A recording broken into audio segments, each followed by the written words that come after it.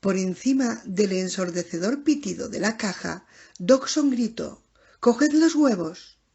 King, aturdido, entró tambaleándose en el nido y cogió el huevo más cercano. Trató de levantarlo entre sus brazos trémulos, pero se le resbaló. Volvió a cogerlo y retrocedió torpemente. Pisó la pata de una cría y ésta gritó de miedo y dolor. Ante los alaridos de la cría, los adultos trataron de avanzar de nuevo. King salió apresuradamente del nido y desapareció entre el follaje. Basselton lo vio marcharse. «George, coge el otro huevo», ordenó Dodgson, apuntando aún a los tiranosaurios con la caja. Basselton se volvió hacia los tiranosaurios adultos y, viendo su ansiedad y su rabia, viendo sus fauces abrirse y cerrarse, presagió que con sonido o sin él, aquellos animales no consentirían que nadie más irrumpiese en el nido.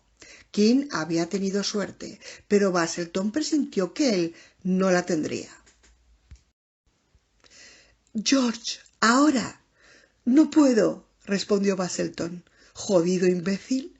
Manteniendo en alto el arma, Dodgson se dispuso a entrar él mismo en el nido, pero al bajar se dobló por la cintura y se conectó la batería.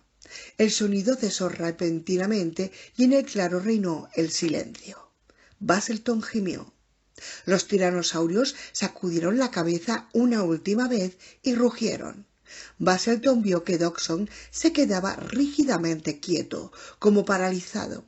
Basselton también permaneció inmóvil. De algún modo logró que su cuerpo le obedeciese, pero sus rodillas dejasen de temblar. Contuvo la respiración y aguardó. Al otro lado del claro, los tiranosaurios comenzaron a moverse hacia él. «¿Qué hacen?», apuntó Arby en la caravana. Está tan cerca del monitor que casi rozaba la pantalla. «¿Es que están locos? Se han quedado ahí quietos». Kelly, junto a él, guardó silencio y siguió con la mirada fija en la pantalla. «¿Ahora también te gustaría estar ahí fuera, Kell?», dijo Arby. «Cállate», replicó Kelly. «No, no están locos», contestó Malcolm por la radio, sin apartar la vista del monitor instalado en el salpicadero. El Explorer traqueteaba camino abajo hacia el sector oriental de la isla. Thor conducía. Sarah y Malcolm ocupaban el asiento trasero. «Tendría que intentar poner otra vez en marcha ese aparato», dijo Sarah. «¿Realmente van a quedarse ahí parados?». «Sí», respondió Malcolm. «¿Por qué?». «Porque están mal informados», explicó Malcolm.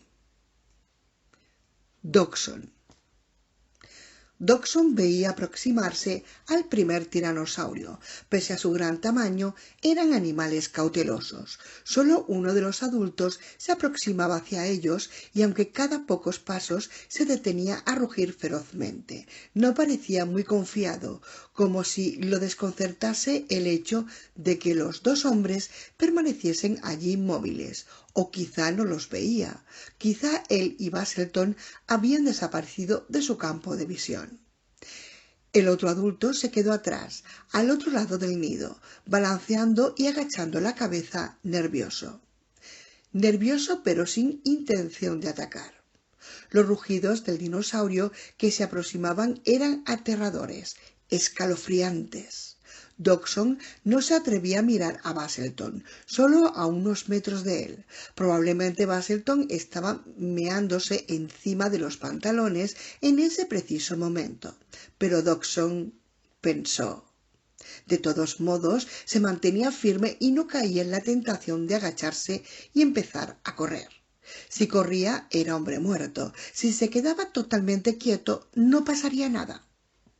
Con el cuerpo rígido, Dodgson sostenía la caja de metal anodizado en la mano izquierda a la altura de la cadera, cerca de la hebilla del cinturón. Con la mano derecha tiró muy lentamente del cable de la batería. En unos instantes el enchufe llegaría a su mano y volvería a conectarlo en la caja. Entretanto, no apartaba la vista del tiranosaurio que se acercaba. Notaba que la tierra se sacudía bajo sus pies. Oía los chillidos de la cría que quien había pisado. Ese sonido parecía molestar a los padres, parecía excitarlos. No importaba. Unos segundos más y enchufaría otra vez la batería. Y entonces el tiranosaurio se encontraba ya muy cerca. Dodgson percibía el olor pútrido del carnívoro. El animal rugió y Dodgson sintió su aliento tibio. Estaba justo al lado de Basselton. Dodgson giró mínimamente la cabeza y miró. Basselton se hallaba absolutamente inmóvil. El tiranosaurio se acercó aún más y bajó la enorme cabeza. Resopló ante Basselton. A continuación alzó la cabeza como sorprendido. «Realmente no lo ve», pensó Dodgson.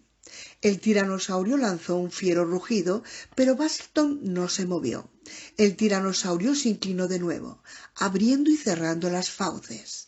Basselton mantuvo la mirada al frente sin pestañear, acercando su enorme nariz a la campanada. El tiranosaurio lo olfateó y con la prolongada y ruidosa aspiración las perneras de los pantalones de Basselton se agitaron. Después el tiranosaurio empujó a Basselton tentativamente con el hocico, y en ese momento Dodgson se dio cuenta de que el animal sí lo veía. Acto seguido, el tiranosaurio, con un vaivén de cabeza, golpeó a Basselton en el costado y lo derribó sin mayor problema. Basselton gritó al ver que el inmenso pie del tiranosaurio descendía sobre él y lo sujetaba al suelo. Mientras vociferaba y agitaba los brazos, la cabeza del animal bajó con la boca abierta y se cerró sobre su brazo. Fue un momento y un movimiento muy suave, casi delicado, pero al instante siguiente la cabeza se alzó bruscamente, con un violento tirón, desgarrando el cuerpo. Dodgson oyó un alarido y vio que algo pequeño y flácido colgaba entre las fauces del tiranosaurio, y advirtió que era el brazo de Basselton.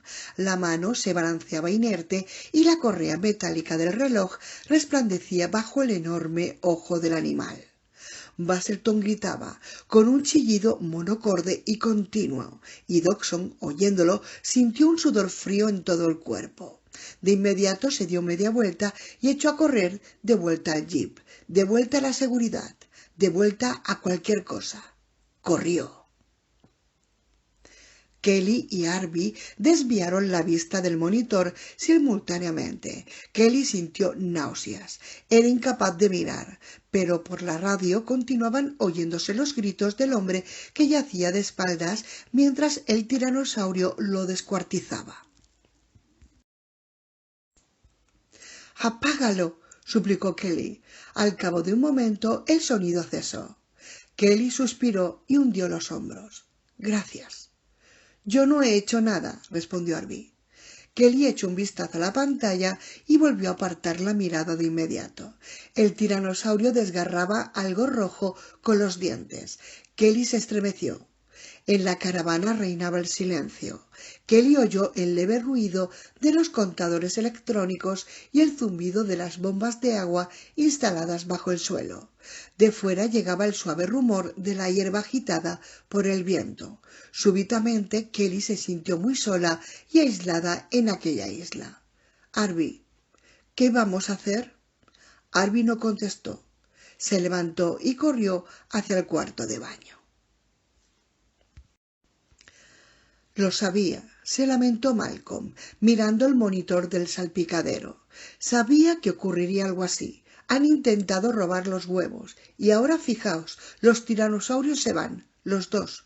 Pulsó el botón de la radio. «Arby, Kelly, ¿estáis ahí?» «No podemos hablar», dijo Kelly. El Explorer siguió descendiendo por la ladera en dirección al nido del tiranosaurio. Thor sujetaba con fuerza el volante. «¡Qué horror!», exclamó. «Kelly, ¿me escuchas? No vemos qué está pasando. Los tiranosaurios han abandonado el nido. Kelly, ¿qué pasa?»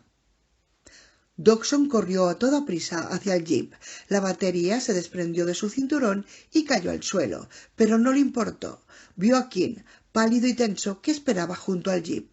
Dodgson se sentó al volante y encendió el motor. Los tiranosaurios rugieron. —¿Dónde está Basselton? —preguntó King. —No lo ha conseguido —contestó Dodgson. —¿Qué quieres decir? —Quiero decir que no lo ha conseguido y punto —gritó Dodgson, y arrancó bruscamente. El jeep empezó a subir por la cuesta tambaleándose. Oyeron los rugidos de los tiranosaurios tras ellos. King, con el huevo entre los brazos, miró hacia atrás. —Quizá deberíamos deshacernos de esto —sugirió. —Ni se te ocurra —exclamó Dodgson. King comenzó a bajar el cristal de la ventanilla. —Quizá solo quieran recuperar el huevo. —No —dijo Dodgson—, no. Alargó el brazo hacia el asiento contiguo y forcejeó con King mientras conducía. El sendero era estrecho y tenía profundos baches. El jeep se sacudía de un lado a otro. De pronto uno de los tiranosaurios salió de entre los árboles y, gruñendo, se plantó ante ellos en el camino. —¡Dios mío! —exclamó Dodgson, pisando el freno. El jeep se deslizó vertiginosamente sobre el barro hasta detenerse. El tiranosaurio avanzó hacia ellos rugiendo. —¡Da la vuelta! —indicó King. —¡Da la vuelta! Dodgson, en lugar de dar la vuelta, puso la marcha atrás y pisó el acelerador. El vehículo salió disparado por el estrecho camino. —¡Estás loco! —gritó King. —¡Nos vamos a matar! Dodgson alargó el brazo y golpeó a King. —¡Cállate de una vez! Maniobrar marcha atrás por aquel tortuoso camino requería toda su atención. Aun yendo a la máxima velocidad, estaba seguro de que el tiranosaurio los alcanzaría. No iba a salir bien. Se encontraban en un jodido jeep con una jodida capota de tela e iban a acabar muertos. —¡Cuidado! —advirtió King.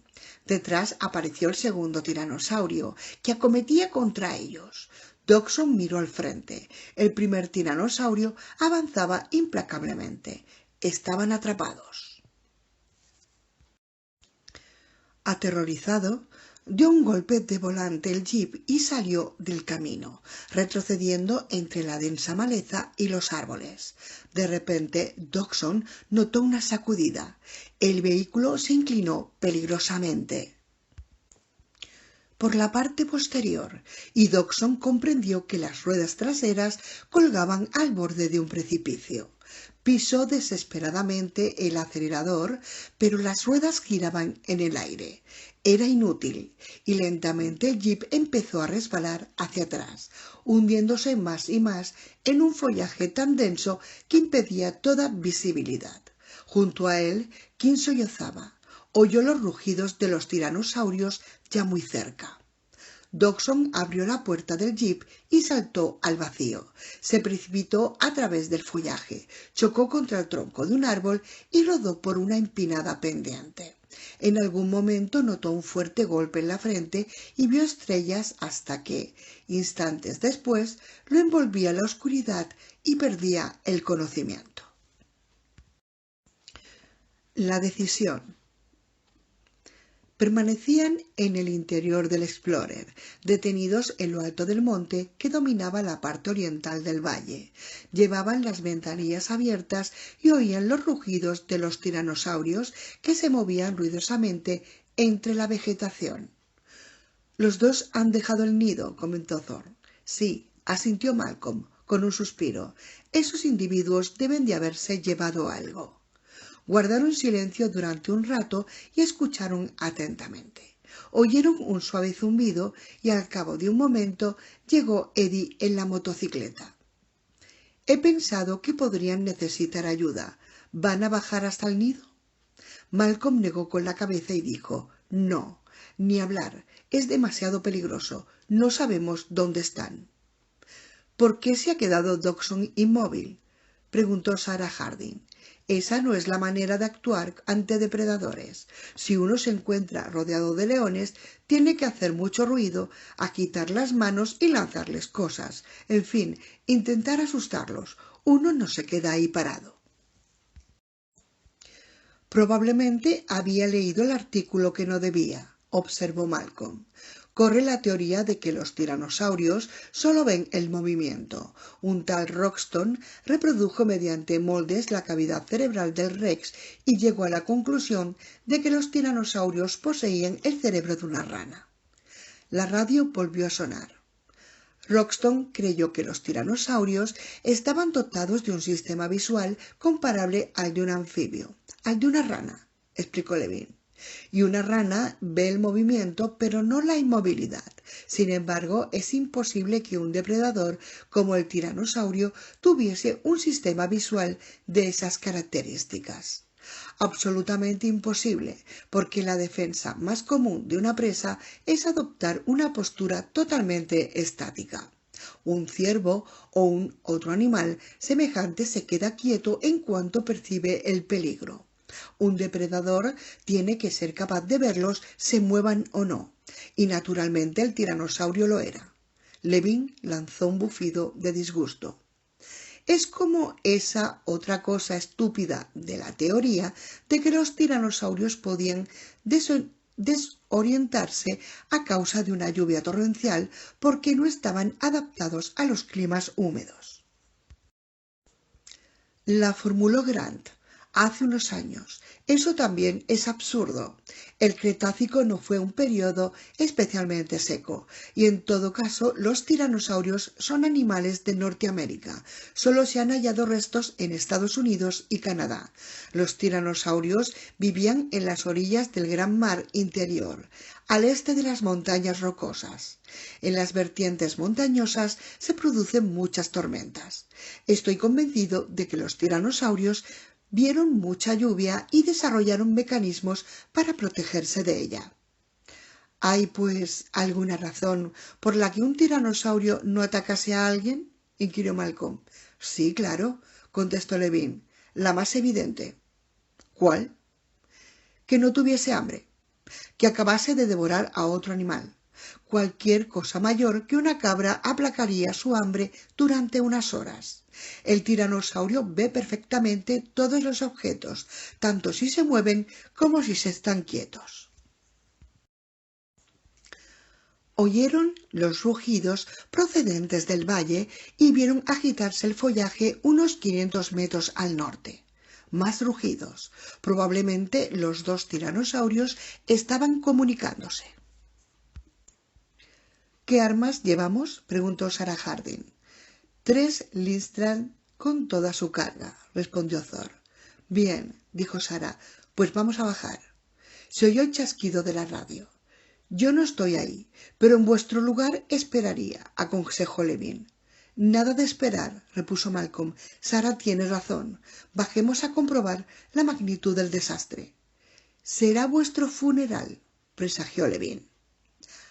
Arby volvió a sentarse en el monitor, secándose la barbilla. Todavía estaba pálido. ¿Qué hacen ahora?, quiso saber. El doctor Malcolm y los demás se dirigen hacia el nido, respondió Kelly.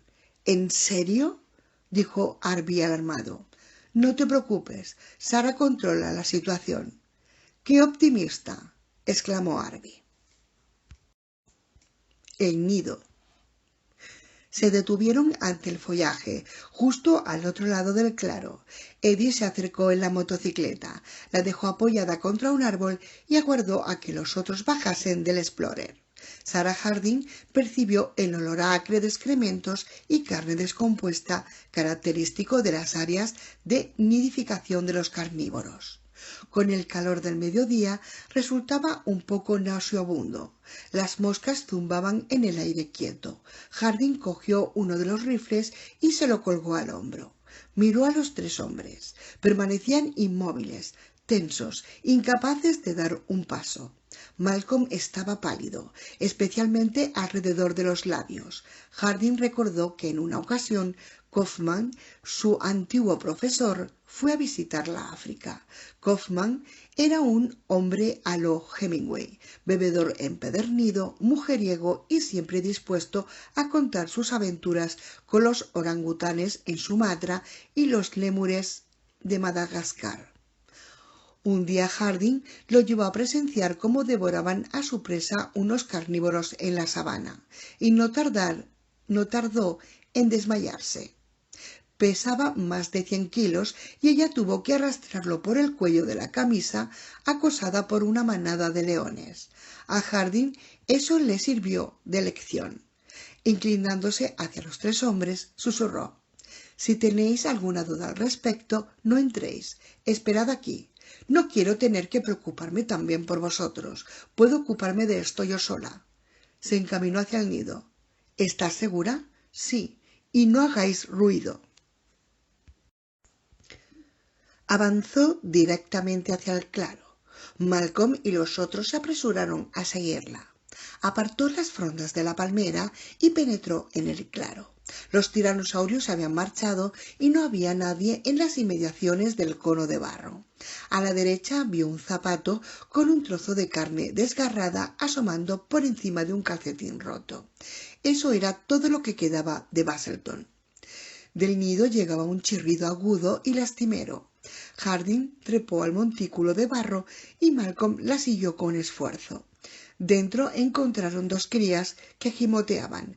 Cerca había 3 huevos de gran tamaño. En el barro se veían profundas pisadas por todas partes. «Se han llevado un huevo», observó Malcolm. «Maldita sea». «Y tú no querías que nadie alterase tu pequeño ecosistema». «Eso esperaba», respondió Malcolm, con una sonrisa sesgada. «Es una lástima», comentó Harding, y bordeó rápidamente el nido. Se inclinó para examinar las crías. Una se encogió de miedo, escondiendo el descarnado cuello bajo el cuerpo. La otra se comportó de un modo distinto. No se movió cuando se acercaron. Permaneció tendida de costado. Respiraba con dificultad y tenía la mirada vidriosa. «Está herida», dijo Harding. Levin seguía en la plataforma de observación. Se acercó el auricular a la oreja y habló por el micrófono que bajaba hasta la mejilla. «Necesito una descripción». «Hay 2», contestó Thor. «Miden poco más de medio metro de longitud y deben de pesar unos 20 kilos. Vienen a ser del tamaño de los casuarios. Ojos grandes, hocico corto, color marrón claro, y tienen una especie de aro alrededor del cuello. ¿Pueden erguirse? Pues están prácticamente inmóviles y chirrían mucho». «Entonces son recién nacidas», conjeturó Levin. «Probablemente tienen solo unos días de vida. No deben de haber salido del nido aún. Yo andaría con pies de plomo». «¿Por qué?» «Con crías tan jóvenes», dijo Levin, «los padres no estarán lejos mucho tiempo». Harding se acercó a la cría herida. Todavía gimoteando, el pequeño animal intentó reptar hacia ella, arrastrando el cuerpo torpemente. Tenía una pierna doblada en un ángulo extraño. «Creo que está herida en una pata». Eddie se aproximó a ella para echar un vistazo. «¿La tiene rota?», preguntó. «Sí, probablemente, pero...» exclamó Eddie. La cría se lanzó hacia adelante y le hincó los dientes en la caña de la bota. Eddie tiró del pie, pero la cría se mantuvo firmemente aferrada. ¡Suéltame! «¡Qué criaturas tan agresivas!», comentó Sarah. «¿Y desde qué nacen?». Eddie observó los afilados dientes de la cría. No habían traspasado el cuero, pero se resistía a desprenderse. La golpeó suavemente en la cabeza un par de veces con la culata del rifle. No sirvió de nada. La cría yacía en el suelo respirando entrecortadamente. Miró a Eddie parpadeando lentamente, pero no lo soltó. A lo lejos, hacia el norte, oyeron los rugidos de los padres. «Vámonos de aquí», instó Malcolm. «Ya hemos visto lo que nos interesaba. Tenemos que encontrar a Dodgson». «Creo que he visto un desvío en el paso de animales. Quizá hayan seguido por allí. Será mejor que lo comprobemos». Sarah, Malcolm y Thor se encaminaron hacia el Explorer. Un momento, exclamó Eddie, mirándose la bota. ¿Qué hago con la cría? Dispárale, contestó Malcolm por encima del hombro. ¿Cómo? ¿Que la mate? Tiene una pata rota, Eddie, adujo Sarah. Morirá de todos modos. Sí, pero... Eddie, nosotros retrocedemos por el paso de animales y si no encontramos a Dodgson iremos en dirección al laboratorio por la cresta de la montaña y regresaremos a la caravana. Muy bien, Doc. Os sigo dentro de un momento. Eddie levantó el rifle y encañonó al animal. Hazlo ya, apremió Sarah mientras subía al Explorer, porque no te conviene estar aquí cuando vuelvan los padres. La ruina del jugador. Mientras avanzaban por el paso de animales, Malcolm observaba el monitor del salpicadero, donde la pantalla parpadeaba ofreciendo sucesivamente las imágenes de las distintas cámaras. Buscaba a Dodgson y el resto de su grupo. ¿Han causado muchos destrozos?, preguntó Levin por la radio. Se han llevado un huevo, informó Malcolm, y hemos tenido que matar a una de las crías. Es decir, 2 pérdidas. ¿De una camada de cuántos? 6. Exacto. Sinceramente diría que es una alteración menor, afirmó Levin, siempre y cuando impidáis que esa gente siga actuando. Estamos buscándolos, repuso Malcolm, malhumorado. Tenía que pasar, Ian, dijo Harding. Sabes que no hay manera de observar a los animales sin cambiar nada. Es una imposibilidad científica. Desde luego, asintió Malcolm. Ese es el mayor descubrimiento científico del siglo XX. No es posible estudiar nada sin modificarlo. Desde Galileo, los científicos defendían la idea de que eran observadores objetivos del mundo natural. Esa actitud estaba implícita en todos los aspectos de su comportamiento, incluso cuando escribían sus informes, donde usaban expresiones como «se ha observado», como si nadie lo hubiese observado. Durante 300 años, este carácter impersonal fue el rasgo distintivo de la ciencia. La ciencia era objetiva y el observador no influía en los resultados que describía. Esta objetividad diferenció a la ciencia de las humanidades o la religión, áreas en las que el punto de vista del observador era parte integrante, en las que el observador estaba inextricablemente ligado a los resultados observados. Sin embargo, en el siglo XX esa diferencia ya no existía. La objetividad científica había desaparecido aún en los niveles más básicos. Los físicos sabían que ya era imposible medir una única partícula subatómica sin afectarla globalmente. Si uno aplicaba su instrumento para medir la posición de una partícula, se alteraba su velocidad.